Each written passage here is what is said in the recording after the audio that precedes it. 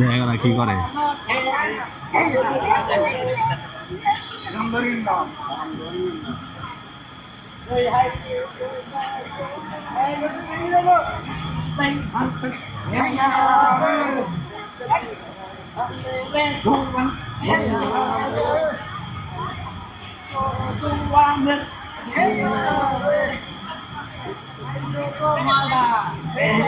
তারা কি রিস্ক নিয়ে কাজ করে না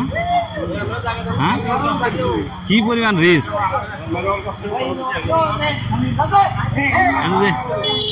একবার যদি ছুটে এখান থেকে কি পরিমাণ একটা